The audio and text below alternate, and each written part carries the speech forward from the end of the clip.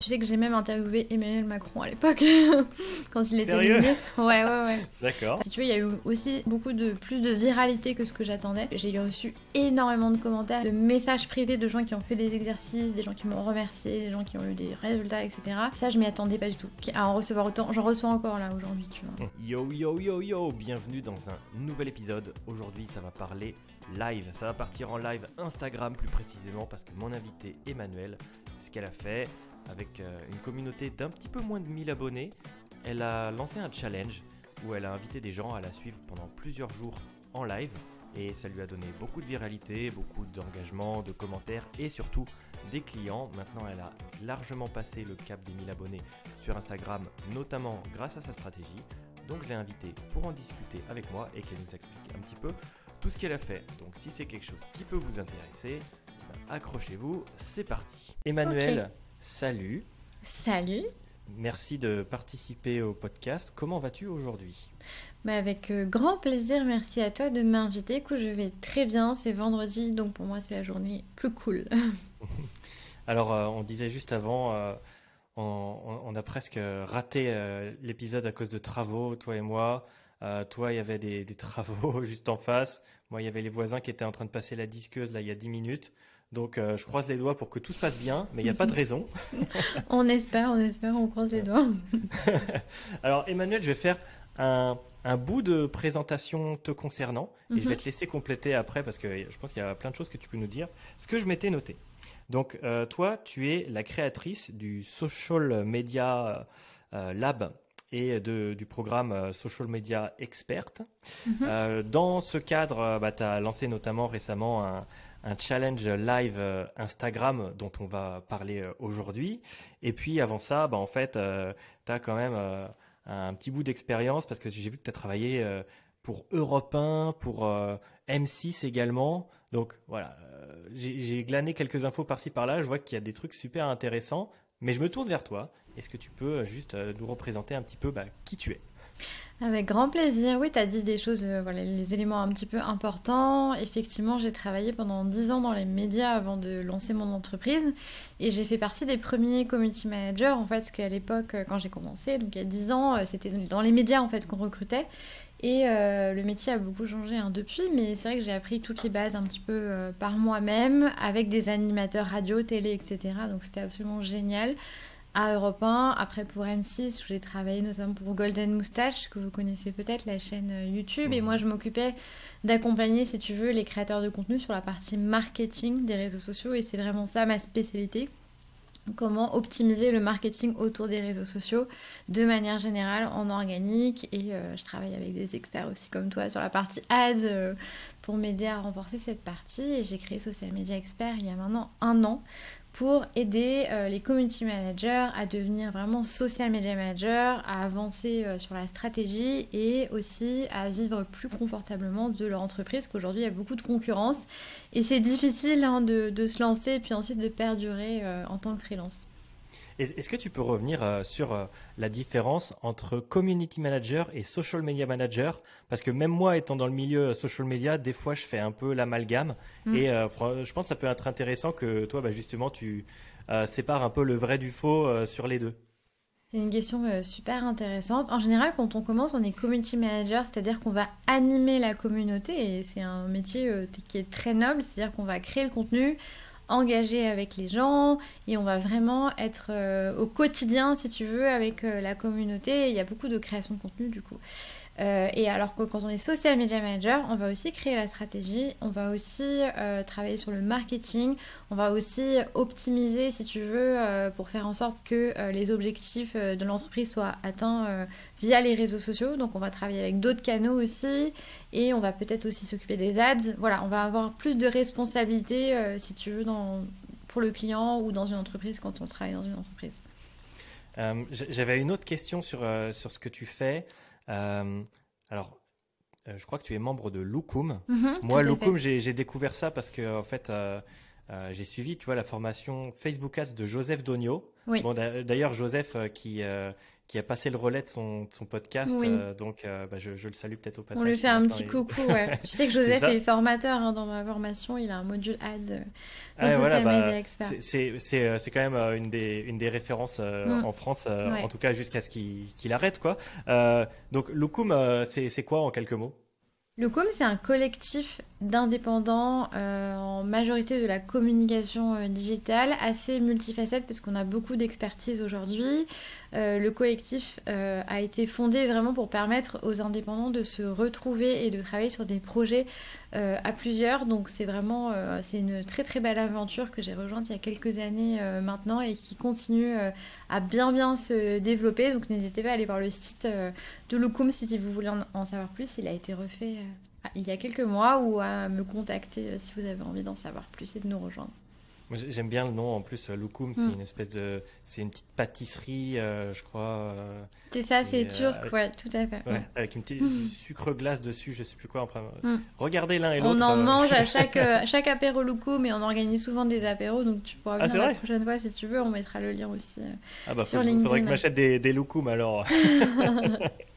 Euh, alors, retournons un peu à nos moutons, Emmanuel, parce que en fait, on en a discuté tous les deux. Tu as fait un truc super intéressant récemment, même qui, de ce que j'ai compris, toi, t'as un petit peu, je sais pas, étonné ou agréablement surprise, Ouais. à savoir que tu as organisé un challenge live Instagram. Et bah, tout simplement, dis-nous un petit peu, voilà, commence à nous expliquer un peu le projet, ce qui s'est Mm. passé, et je te poserai des questions là-dessus. En fait, ce qui s'est passé, c'est que c'était les 1 an du programme et je voulais faire quelque chose d'un peu original, un peu créatif. Et tu vois, en général, quand tu lances une formation, quand tu fais un lancement de formation, ce qu'on voit beaucoup, c'est des webinaires, des masterclass, etc. Bah, ça, j'en fais aussi, mais je me suis dit, j'ai envie de faire quelque chose de différent, tu vois. Et en fait, moi, je travaille avec des community managers, du coup, et c'est vrai qu'ils sont très présents sur Instagram. Et je me suis dit, pourquoi pas, moi qui adore créer des expériences live, j'y reviendrai, mais c'est quelque chose qui a été important dans ma vie, dans ma carrière. Je me suis dit, je vais créer une expérience live tous les jours sur Instagram en donnant un max de conseils, en donnant tout en fait, et aussi en donnant des défis aux gens et des exercices pour qu'ils puissent vraiment avoir des résultats concrets en seulement quelques jours. Mhm. Et alors, euh, il y a plein de questions qui me traversent l'esprit. La première, ça va être bah, comment on s'organise pour faire ça? Parce que, Mm. est-ce que déjà, tu me dis le live c'était important pour toi dans ta carrière? C'est quelque chose dont tu avais l'expérience ou là c'était vraiment quelque chose Ouais. de nouveau que tu mettais en Non, place? j'ai beaucoup travaillé sur ce sujet du live. En fait, je crois que ça a été les premières expériences que j'ai organisées sur les réseaux sociaux qui ont eu de l'ampleur, ça a été ça. Quand j'ai travaillé pour Europe 1 notamment, on a créé ce qu'on appelait à l'époque une social room. Alors ça existe Mhm, toujours, mais à l'époque c'était complètement nouveau. Donc c'était un studio de radio que j'ai fait aménager pour qu'on puisse filmer. Et mhm. c'était génial parce que j'avais tous les animateurs et je faisais des interviews en live du coup sur YouTube et après on l'a fait sur Facebook, sur Twitter aussi, sur Periscope pour ceux qui se rappellent. Et ça a été incroyable. Tu sais que j'ai même interviewé Emmanuel Macron à l'époque quand il était Sérieux? ministre. Ouais, ouais, ouais. D'accord. Parce qu'en fait, si tu veux, les journalistes politiques, au tout début, ils comprenaient pas trop ce que je faisais. Donc, ils se rendaient pas compte, en fait, que je faisais des interviews avec des vraies personnalités. Et moi, je leur disais, mais en fait, je me sentais, tu vois, j'avais un syndrome de l'imposteur énorme parce que je me retrouvais face à des gens comme ça, tu vois. Et en fait, je l'ai fait et ça s'est bien passé.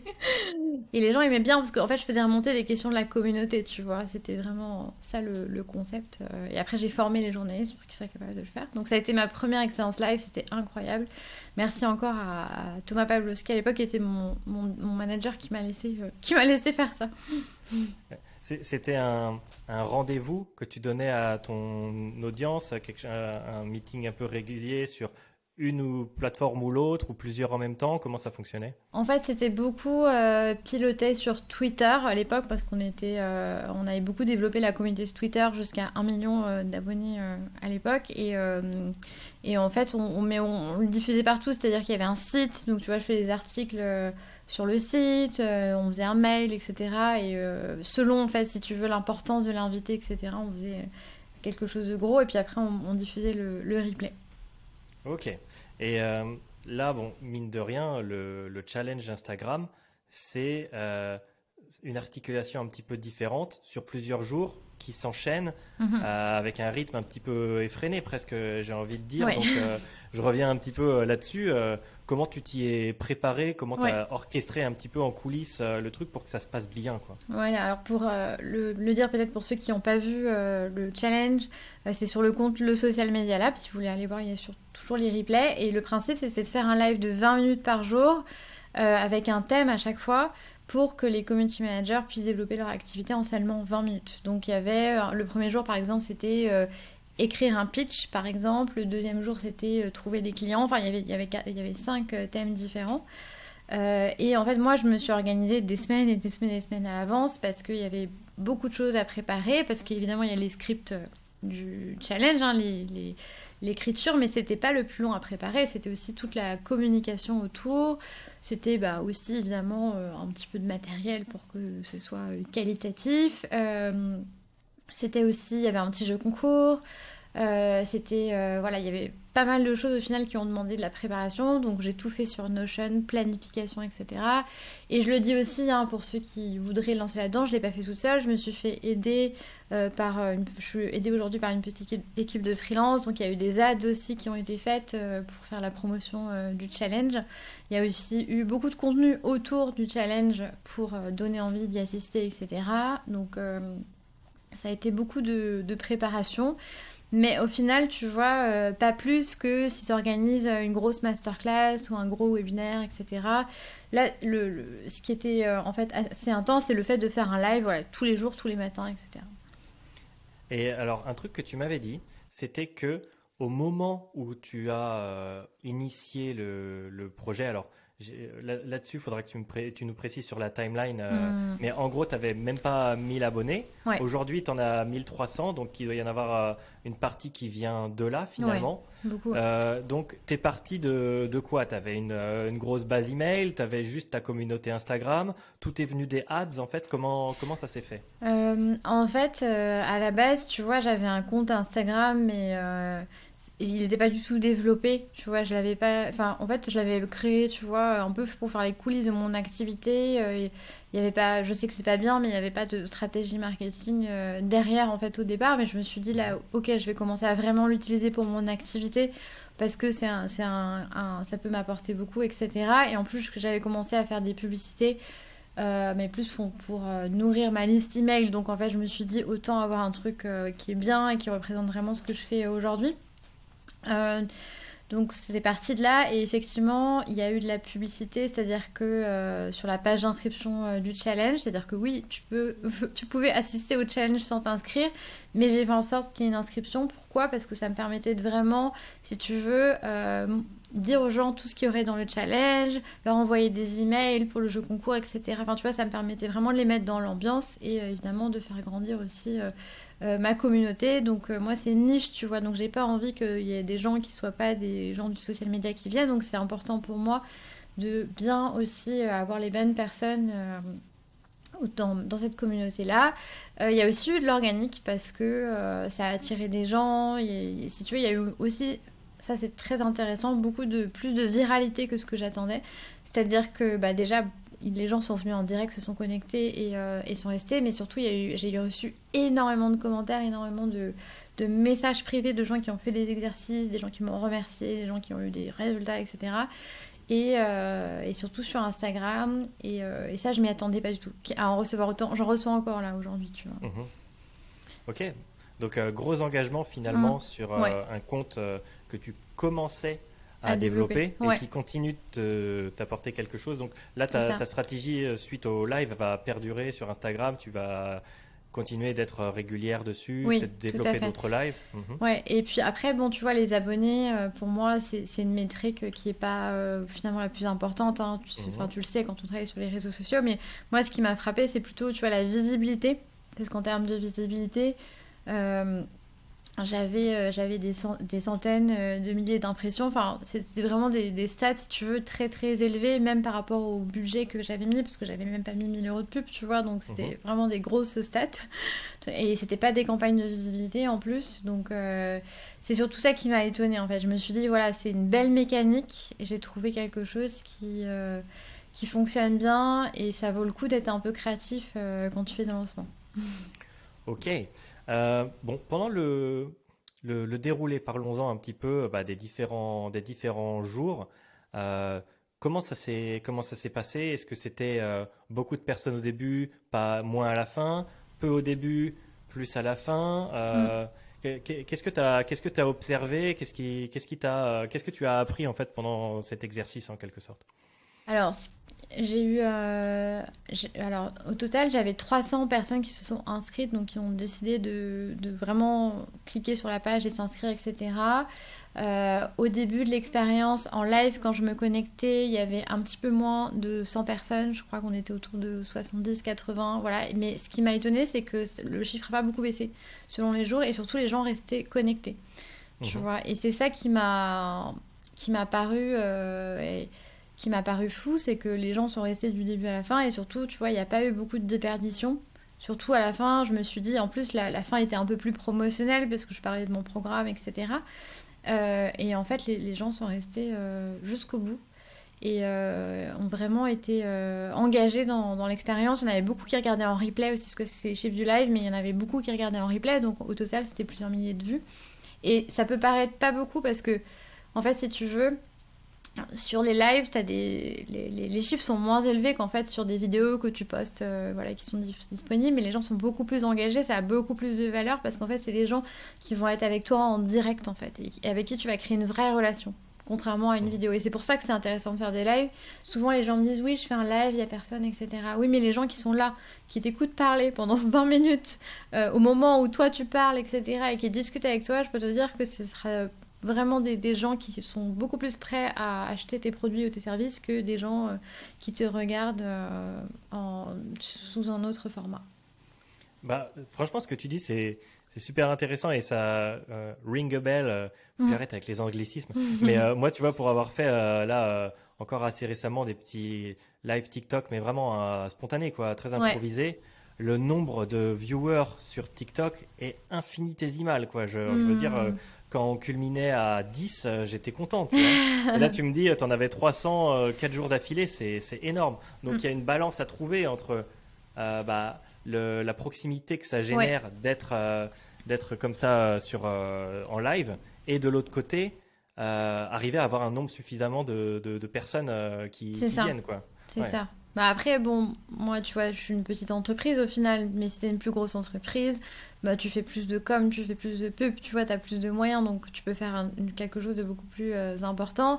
Et tu vois, jusqu'ici, moi, je parle beaucoup du live shopping avec mes élèves parce que c'est un truc qui... Personne n'a jamais réussi à craquer le truc, en fait. Mhm. Tu vois, de vendre des produits en live, etc. Mais je pense aussi qu'il n'y a pas eu beaucoup de tentatives parce que les marques se disent, il n'y a personne qui va regarder. Donc si vous êtes une marque que vous nous écoutez, tentez le truc parce que personne le fait et il y a des opportunités. Je pense que c'est pas des gros budgets à mettre et ça peut vraiment vous permettre de tester quelque chose et être perçu aussi comme innovant et de créer un autre lien avec les gens quoi.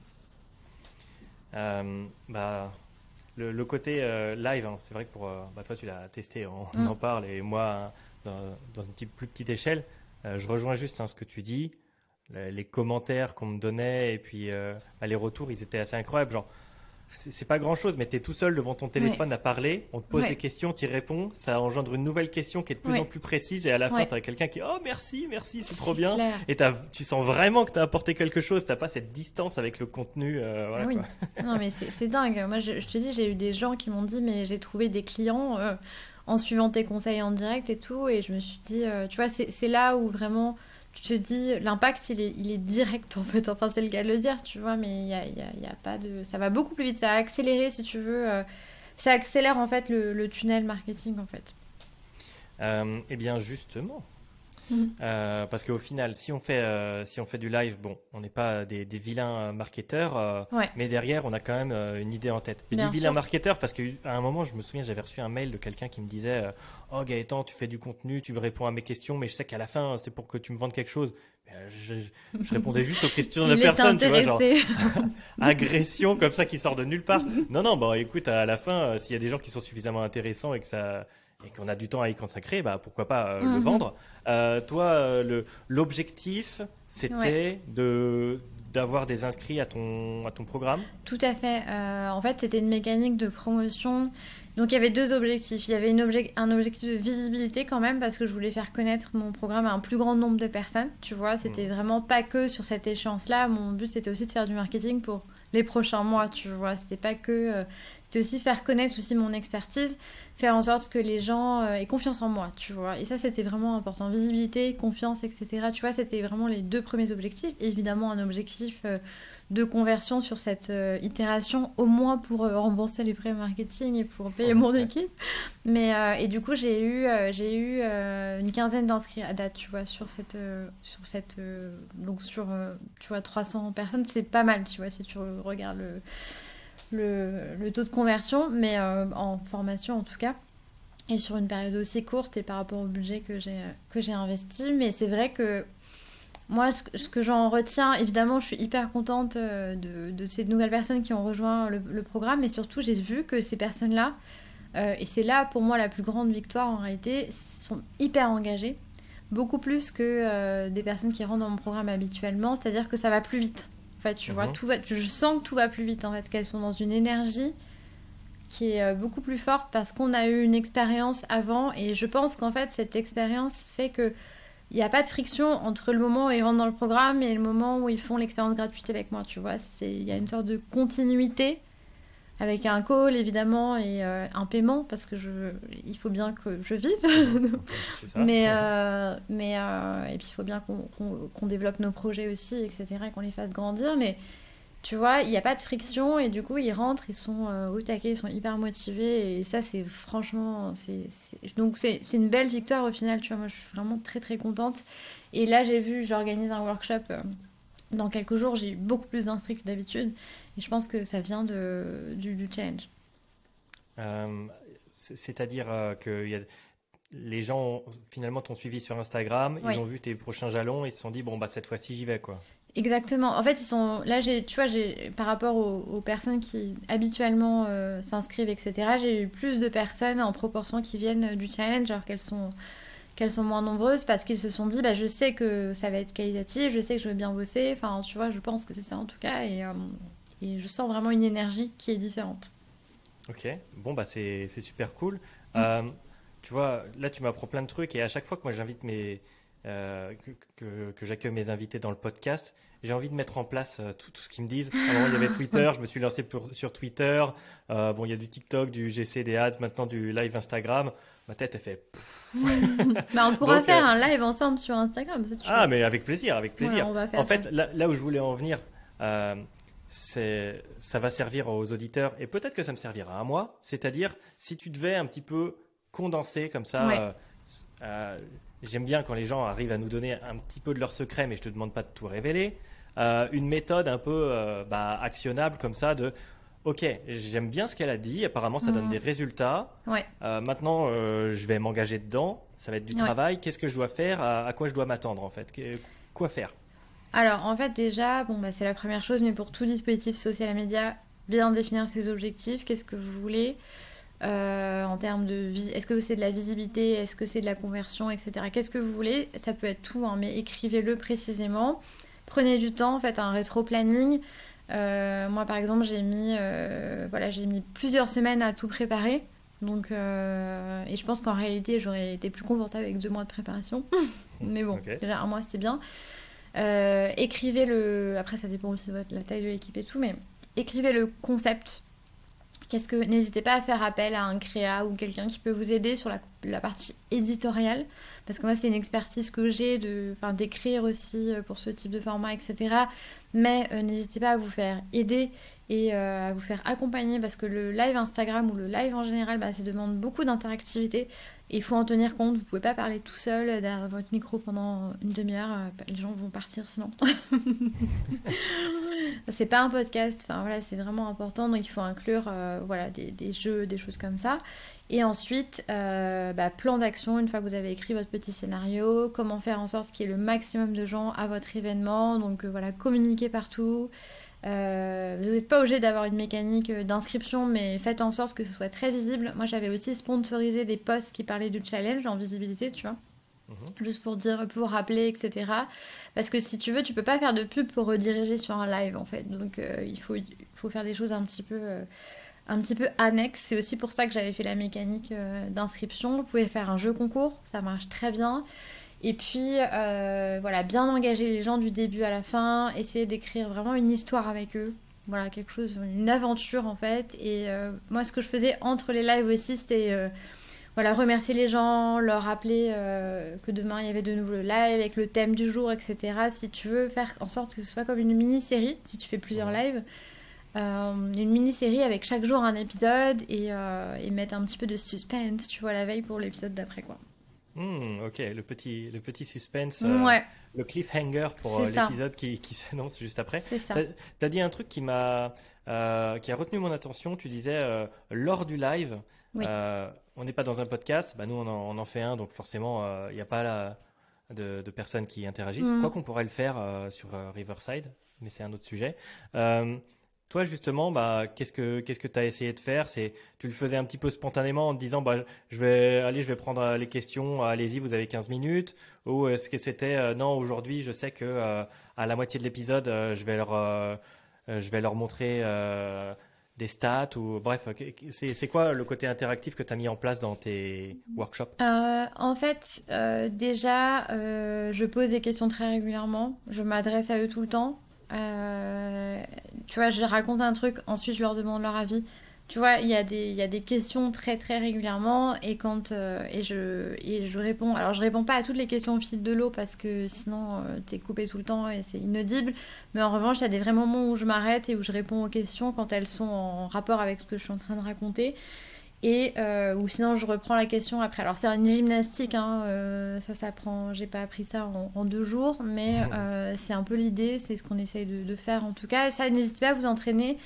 Même moi je m'étais entraînée, j'avais fait des lives avant les semaines précédentes, plus informels avec des invités.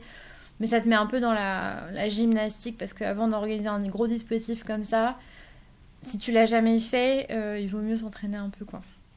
Ok. Même en live, hein. Ok, donc quelqu'un qui a zéro expérience, peut-être se lancer dans un challenge live, Ouais. c'est un peu ambitieux. Je le Bon, conseillerais pas. on peut, mais c'est vrai que ça permet de s'entraîner un petit peu avant en faisant des lives, mais sur juste de temps en temps, ça permet un peu comme quand on fait du sport, on fait pas un marathon tout de suite, on commence par un petit footing ou ce genre de choses, quoi. Et alors, sur ton compte là, tu publies différents formats. Je parle de Mhm. ton compte Instagram, hein.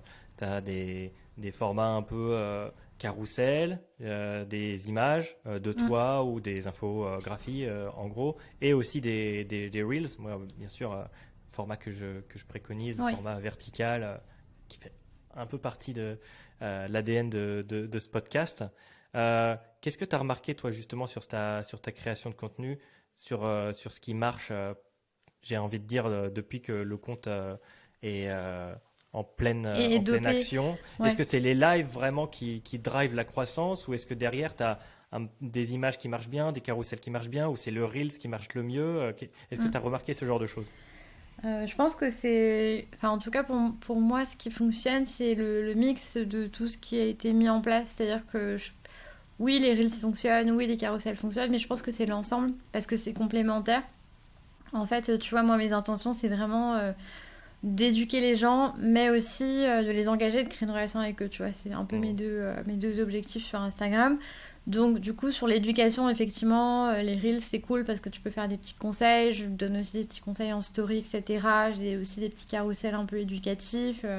Mais tu vois, j'aime bien aussi créer de la relation. Et sur ça, je vais le faire avec des mèmes aussi. Enfin, un truc super simple, des questions, des petits sondages en stories. Donc, je trouve que justement, ce qui est bien avec Instagram, moi, c'est ce que j'adore. C'est le côté vraiment interactif et relationnel que tu peux mettre en place versus des réseaux un petit peu plus sérieux. Bah, alors, le relationnel, sérieux ou pas, c'est vrai que sur Insta, les gens sont habitués à envoyer des DM. C'est Genre, vrai. j'en discutais bah, sur TikTok, en live d'ailleurs, avec quelqu'un qui fait du contenu aussi, et qui disait en fait ce que les gens font sur ce réseau en partie, Ils te voient sur TikTok, ils vont te chercher sur Instagram et ils te DM sur Instagram. Mhm. Alors, il y a vraiment ce côté Ouais. proximité. Mm. Euh, J'avais une question sur ton contenu parce qu'en fait, voilà, tu as dit que tu fais différents formats. Les Reels, tu te Mhm. filmes, donc forcément tu interviens. Mais est-ce que c'est toi qui fais tout ton contenu en tant que social media manager ou tu as dit que tu avais une petite équipe qui Ouais. t'aide? En gros, comment tu t'organises? Non, ouais, c'est bien que tu en parles parce que c'est vrai que les gens ont l'impression qu'on fait tout seul quand on est infopreneur. Donc on fait de la formation, mais en général on se fait aider. Donc moi j'ai une super community manager qui s'appelle Caroline qui m'aide justement sur les petites vidéos parce qu'il y a des vidéos, bah, je sais pas si t'as vu, où vraiment je fais carrément des jeux de rôle. Et ça, Mhm. bah, c'est pas forcément évident de filmer ça tout seul. Donc elle m'aide aussi à faire ça, sur le montage aussi, etc. Et sur les idées et sur la mise en place parce qu'en fait parfois, tu sais, quand tu es expert d'un sujet, quand tu fais de la stratégie social média depuis très longtemps, tu es un peu perché. Et Caroline, elle me recadre. Tu vois, elle me dit non, mais ça, tu vois, c'est plus parlant, c'est plus concret, etc. Et ça, c'est super important pour la relation avec l'audience, justement, d'être toujours au cœur de leurs problématiques à eux. Et travailler avec Caroline, ça me permet aussi ça m'aide aussi sur comment est-ce que je peux mieux servir mon audience. Si tu savais comme ça résonne avec moi, parce que je suis en plein dedans en ce moment. Je suis en train d'arriver dans le truc où j'ai l'impression d'avoir essuyé le sujet de la publicité en ligne de tous les côtés et de m'être saoulé moi-même en fait et d'avoir envie de retourner un petit peu sur des trucs un peu plus, tu vois, qui parlent Ouais, aux gens quoi et qui ouais, les aident concrètement parce que là je suis ouais. en train de m'envoler vers mon truc et les stats s'envolent pas avec moi, au contraire elles retournent Mm, proche du carrément. sol. Mm, Donc c'est une vraie problématique et je suis content de t'entendre dire ça parce que mm. ça me ramène un petit peu aussi à la réalité. Mais non, mais c'est ça, parce que si tu veux, quand t'es expert d'un truc, tu travailles avec tes clients sur des sujets assez pointus, etc., avec plein de mots marketing et tout, enfin, tu vois, les gens qui n'ont pas ce même niveau, et c'est normal, ils font pas ça depuis aussi longtemps, ils ont chacun leur truc, etc., ils comprennent pas, en fait, ils débarquent et tu te dis, mais qu'est-ce qu'ils racontent? Et en fait, c'est une question aussi d'être capable d'aider les gens vraiment, en fait. Et ça veut dire aussi. Alors, c'est pas simplifier ce qu'on fait, mais c'est le présenter d'une manière qui montre comment ça peut être utile pour eux, quoi. Mhm. Et leur faire Euh, découvrir, en fait, ce qu'on fait. et là-dessus, je te propose que, que ça nous emmène un petit peu retour vers ce que tu fais, ce que tu proposes. Comme Ouais. je te donne, je te mets en lumière. C'est Oh, Emmanuel. merci beaucoup. Quand est-ce que c'est intéressant de te contacter? Pourquoi te Mm. suivre? Qu'est-ce que tu apportes aux gens finalement? Ouais. Comme ça, ce sera un bon exercice pour montrer un petit peu comment tu te mets au niveau de ton audience pour nous Bien expliquer ton sûr. activité.